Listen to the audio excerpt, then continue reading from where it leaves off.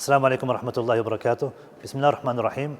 The Messenger of Allah sallallahu he told us in a hadith, لا ينقص المال بصدقة, that wealth doesn't decrease when you give charity. Allah subhanahu wa ta'ala blesses you with more wealth when you give for His sake. And at this masjid, at Green Lane Masjid, we're looking to raise as much money as we can for the people who are in conflicted zones in Syria where they're suffering from poverty and due to the conflict there. We want to raise enough money to get enough flour to make bread for them. 1 ton of flour will feed 6,000 people.